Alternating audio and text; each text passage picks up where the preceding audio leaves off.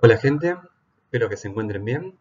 Soy Patricio Magliano y lo que les voy a presentar hoy es un seminario que tuve la oportunidad de dar en la Universidad de Florencia, en Italia, en donde estamos haciendo esfuerzos conjuntos entre el grupo de cosecha de agua de la Universidad de Florencia y Represas Puntanas, desde la Universidad Nacional de San Luis y de CONICET, para trabajar en proyectos colaborativos en el futuro.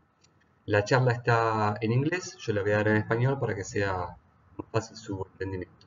Espero que sea de su agrado.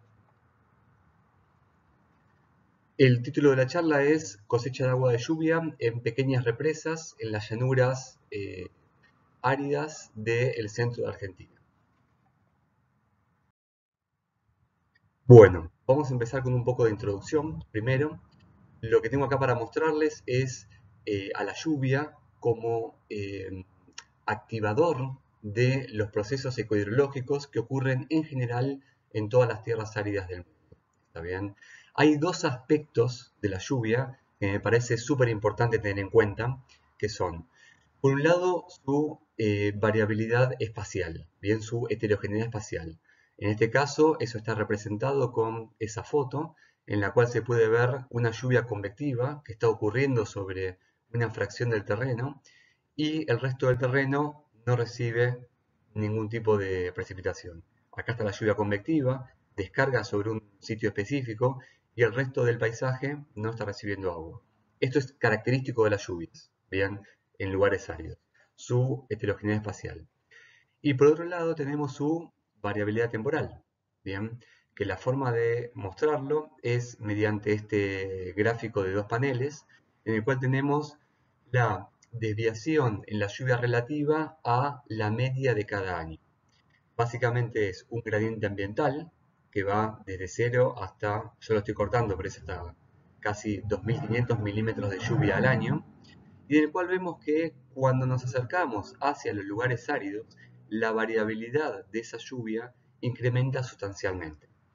Lo que se ve graficado acá es el percentil 90 en cuanto a los años secos y los años húmedos. Y lo que es interesante es que cuando yo estoy acá, en zonas, supongamos, de 100, 200, 300 milímetros de lluvia por año, aumenta esa variación hacia los años húmedos y hacia los años secos. Bien, cuando yo me muevo en ese gradiente hacia sitios con mayor media anual de las lluvias, esa variabilidad disminuye y se vuelve constante. Entonces, lo que queremos decir es que la lluvia en las regiones áridas es un factor muy heterogéneo desde el espacio y temporalmente muy variable. Entonces, lo que tenemos que pensar ahora es que ese flujo que es escaso en lugares áridos tiene que a su vez que particionarse en distintos elementos a medida que recorre su trayecto desde la atmósfera hasta infiltrar en el suelo y de alguna forma tener la capacidad de ser absorbida por la vegetación y generar productividad primariamente. Entonces, partimos del evento de lluvia y lo que vemos acá es cómo se puede particionar ese evento de lluvia en los distintos flujos eh, a medida que transcurre de la atmósfera hacia el suelo. Vemos, por ejemplo, la intercepción, que es esa fracción de la lluvia que no logra llegar al suelo, sino que queda retenida por el canopeo vegetal y después vuelve a la atmósfera por evaporación. Después tenemos el agua que logra infiltrar en el suelo y después puede ser evaporada al día siguiente desde el suelo. Tenemos el drenaje profundo, que es la pequeña fracción del agua eh, que infiltra y se almacena en lugares muy profundos del perfil, por ende no puede ser aprovechada por las plantas. La transpiración, que es el flujo mayoritario, es el agua que usan las plantas. Y tenemos este flujo de acá, estar marcado en rojo, es donde quiero que se concentre. Esto es el escurrimiento superficial.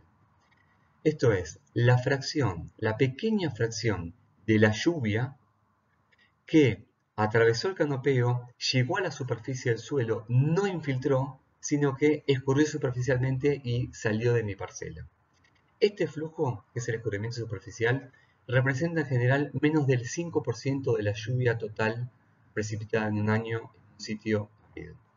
Valores típicos suelen ir entre el 1 y 2%. O sea, es un flujo muy pequeño de la lluvia. ¿Qué es lo que quiero que vean? Además de que es un flujo pequeño, quiero que nos concentremos en la gran variabilidad temporal que tiene este flujo. Lo que están viendo acá es un gráfico en el cual mostramos los 10 eventos más grandes que tuvieron lugar en un año típico en una región árida, bien, donde la lluvia media anual es de 400 milímetros por año. Los eventos están organizados desde el evento más grande hasta el más chico, de esos 10. ¿Bien? De esos 10 eventos grandes, empezamos por el más grande, le sigue el segundo y demás. Y acá están ordenados en forma acumulada cuánto representa del total esos eventos de lluvia y cuánto representan del total anual esos eventos de runoff. Lo que tenemos es que la curva de runoff siempre está por encima de la curva de la lluvia. Esto quiere decir que el escurrimiento, el runoff, tiene una distribución más asimétrica, más desigual que la distribución de las lluvias. Para que lo puedan ver un poco más tangiblemente, acá les muestro con esta línea roja que la suma de los 6 eventos más grandes de lluvia que ocurrieron en ese año suman el 50% del total de la lluvia anual. O sea, de lo que llovió este sitio en un año, de esos 400 milímetros, 200 fueron explicados por 6 eventos de lluvia. Eso muestra una gran concentración de la lluvia en el tiempo. Pero cuando vemos qué pasa con el escurrimiento superficial, esos 6 eventos explicaron casi el 100%.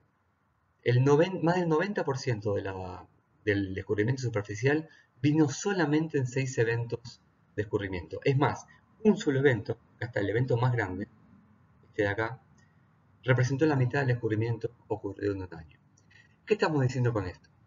El escurrimiento superficial es un pequeño flujo que representa entre el 1 y el 2% de la lluvia anual, pero es un flujo altamente variable, bien, incluso mucho más variable que la lluvia. Entonces, acá lo que estoy mostrándoles, de alguna forma, es con imágenes ilustrar lo que acabamos de decir con datos. Bien, básicamente, ¿cuál es el desafío que tiene la gente que vive y que produce en lugares áridos? El desafío es poder colectar esa pequeña fracción de escurrimiento superficial que ocurre en el paisaje en lugares muy específicos y en momentos muy puntuales del año. Bien, entonces, esto de acá, que tienen a la izquierda, es una foto típica de lo que ocurre la mayor cantidad de los días del año. Tengo un bosque seco que no llega a cubrir toda la superficie, tengo lugares con nubes, básicamente, y en general el paisaje no entrega agua, no tiene agua circulando en superficie, no tiene agua en profundidad, las napas freáticas están muy profundas. Este es el paisaje típico. Ahora, este paisaje, algunos días puntuales del año, pueden ser 4 o 5, nos entrega agua de esta forma. Tenemos agua circulando en superficie, en lo que llamamos flash floods o inundaciones rápidas, en donde el agua circula rápido y yo tengo la oportunidad de capturarla y almacenarla y así poder hacerme el agua para producir. ¿Bien? Este es el desafío.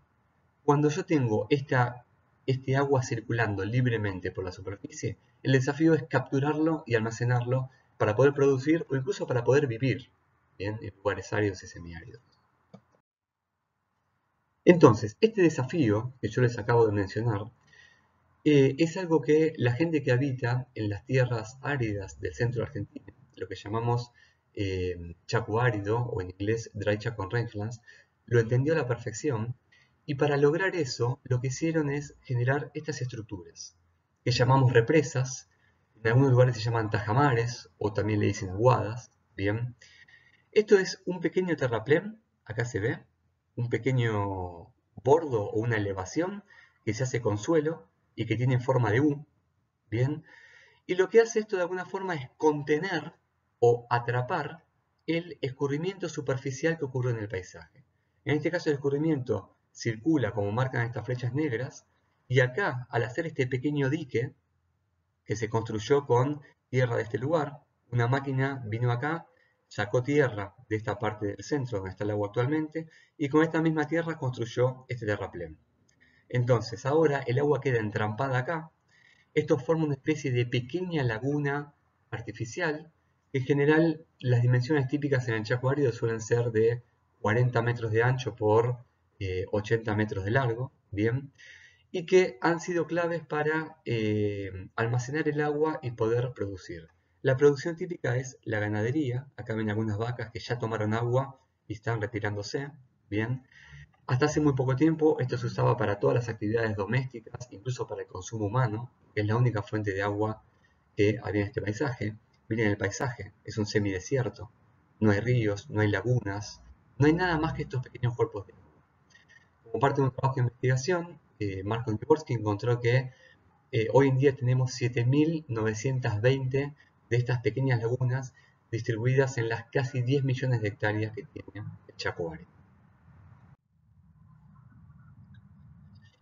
Bueno, entonces, lo que quiero mostrarles acá es, ahora que ustedes ya conocen la forma de estas lagunitas, ¿bien? Es mostrarles un poco la distribución y los elementos del paisaje que se asocian a las mismas. Entonces, estamos ubicados acá, en lo que es Sudamérica, en el centro de Argentina puntualmente. Esta región que está marcada con un contorno rojo es el Chaco árido, son casi 10 millones de hectáreas, 9,6 millones de hectáreas. Y cada uno de estos marcadores amarillos representa una de esas lagunitas, una de esas represas. Acá tenemos un zoom, donde se ve cómo se distribuye en el paisaje, en un sector del paisaje, las lagunitas. Y después, cuando hacemos un poco más de zoom, por ejemplo en una, acá tenemos un zoom solamente en una, lo que encontramos es que cada vez que aparecen estas lagunas, bien, acá está la imagen satelital, aparecen también otros elementos del paisaje asociados a ella. Bien. Esos elementos son, por un lado, la matriz del bosque seco. La mayor cobertura del paisaje hoy en día son bosques secos. En algunos casos puntuales podemos encontrar pasturas, bien, o rolados. Un rolado es un desmonte selectivo, se parece a una sabana, que realizan los productores para aumentar la capacidad de carga de estos sistemas, básicamente para poder producir más ganadería. Entonces, además del bosque tenemos senderos de vaca, acá se ven estas linitas, que esto lo construyen las vacas, lo hacen las vacas en su tránsito diario cuando van a comer, a pastorear, a comer el forraje que ofrece el bosque seco y van a tomar agua todos los días. Ese tránsito diario desde el forraje hacia el agua es lo que genera estos senderos. Después tenemos caminos de vehículos sin pavimentar, por ejemplo este de acá, que lo suelen hacer los mismos productores para ir a la represa y trabajar la hacienda. Después tenemos la biosfera, acá se ve en esta imagen. La biosfera es la zona que se encuentra bien próxima a la represa, lo que es la boca de entrada de la represa. Es una zona que suele tener poca vegetación, suele estar sobrepastoreada, suele estar compactada por el pisoteo animal y por ende tiene características distintas desde el punto de vista de la ecología y la hidrología respecto del bosque seco, de la matriz del paisaje. Y bueno, después tenemos la represa propiamente dicha. Pero estos 4 elementos emergentes, que son bosque seco, senderos de vaca, caminos y biosfera, están siempre asociados a una represa. ¿Bien? Las 3 dimensiones con las cuales el grupo de trabajo al cual pertenezco trata de explorar o de abordar estos sistemas es siempre desde el punto de vista del agua, ¿bien? Como centro de estudio, como foco de estudio, de la ganadería. Bien, acá tenemos vacas que están tomando agua de la represa. La ganadería que transforma el paisaje, ahora lo vamos a ver más adelante en los resultados, bien, por ende afecta directamente al agua. Y finalmente desde el punto de vista de la gente. Bien, acá tenemos una reunión que tuvimos con un conjunto de productores del centro de Argentina, en donde nos sentamos a conversar y a discutir sobre cómo las decisiones que ellos toman en torno a la producción puede afectar el ciclado del agua y la circulación superficial del agua, básicamente la generación de escurrimiento superficial.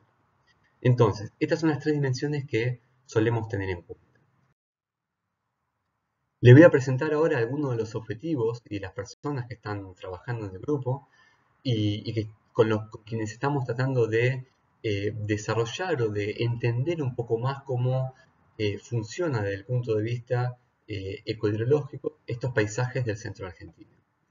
Por un lado está Victoria Petit, que está haciendo su doctorado en la Universidad Nacional de San Luis y ella está tratando de entender cómo estos elementos del paisaje que les acabo de nombrar, como los caminos de vehículos, las biosferas, acá está, la biosfera de acá, los senderos de vaca, y en general la matriz del bosque seco, genera o no escurrimiento superficial en el paisaje.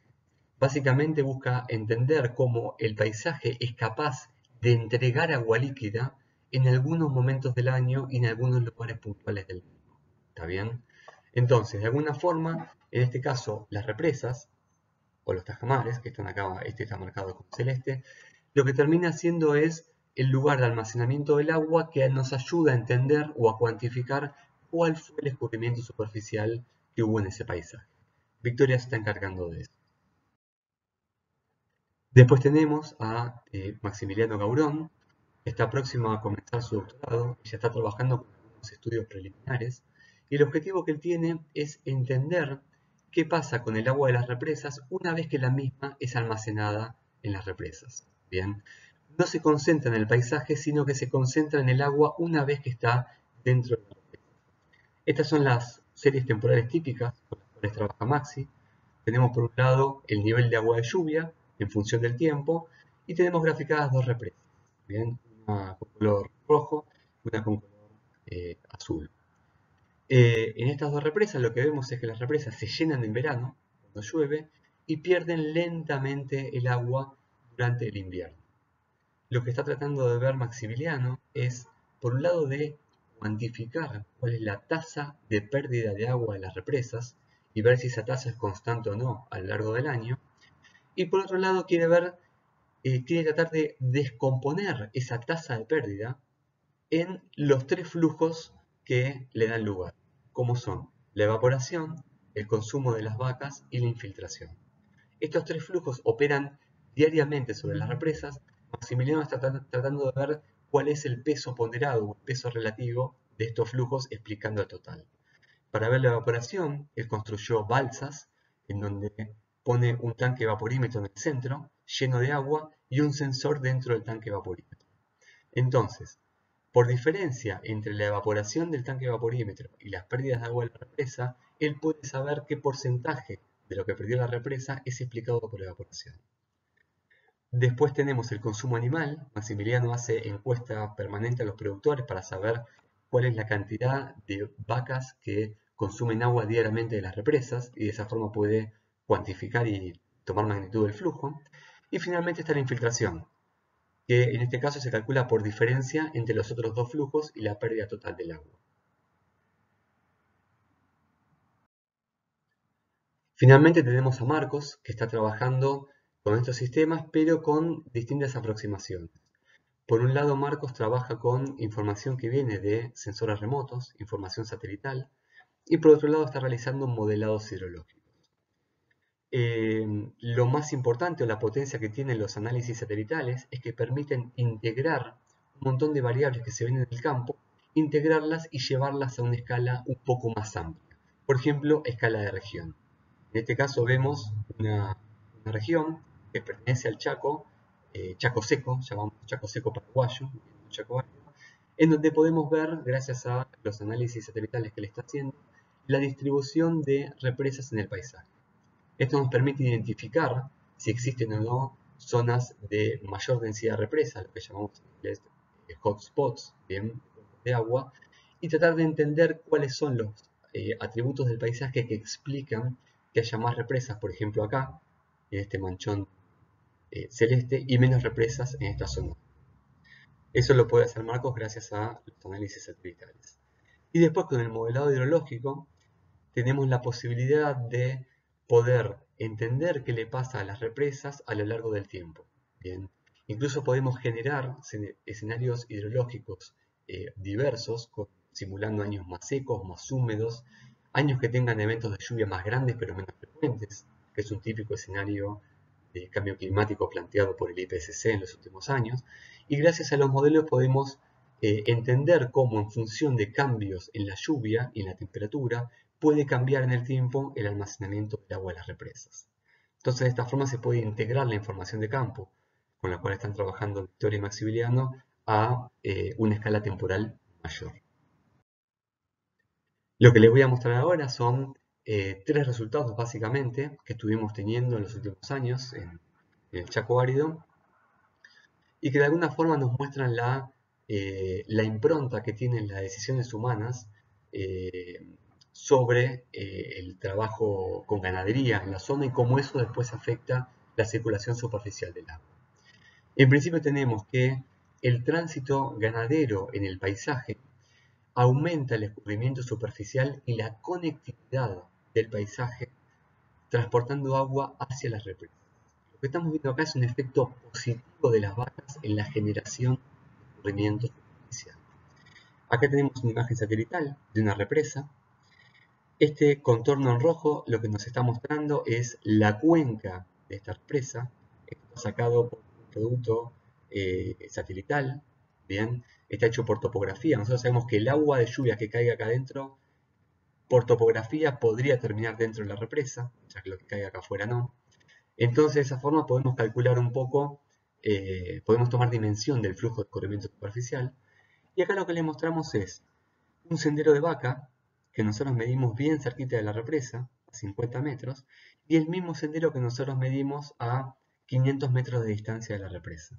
Bien, acá tenemos algunas fotos que lo ilustran, este sendero en seco, el sendero con agua, bien, y esto es un modelo de elevación digital hecho sobre ese sendero. Como verán, es un sendero poco profundo, tiene 20 centímetros de profundo y un sendero fino. Ese mismo sendero, cuando estamos próximos a las represas, encontramos que se hace mucho más ancho, mucho más profundo y que tiene mucha más capacidad de transportar agua. Acá está el agua transportada por el sendero y acá tenemos un modelo de elevación digital construido con datos de campo de alta resolución. Este sendero, que acá tiene 20 centímetros de profundidad, en este caso pasa a tener 60 y se vuelve también más ancho.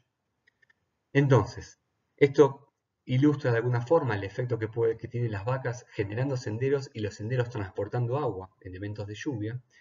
Y acá lo que tenemos es, le medimos nosotros la tasa de infiltración o conductividad hidráulica saturada en superficie y la resistencia a la penetración a los 4 elementos del paisaje que yo le mencioné anteriormente.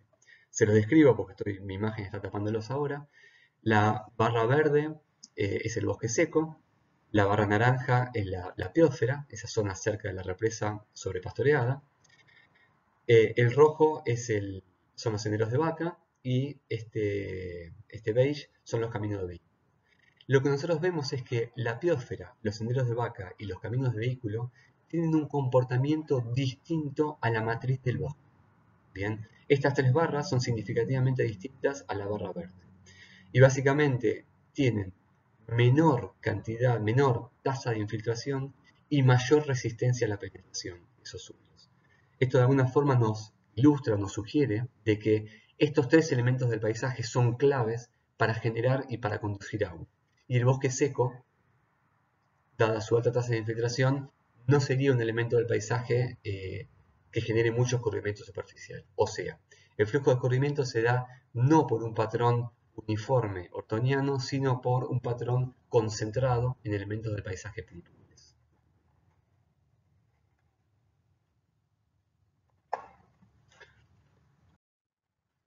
Bien, lo que tenemos acá, en este caso, es que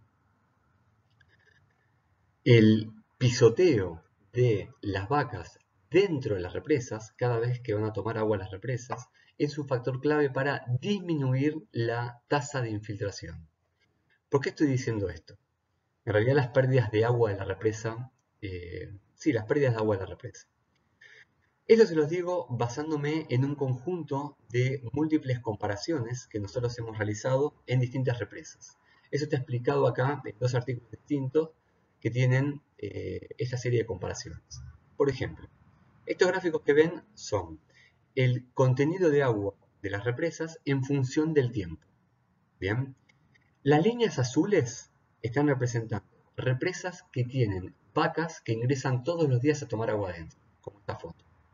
Mientras que las líneas rojas están representando represas que no tienen vacas que consuman agua.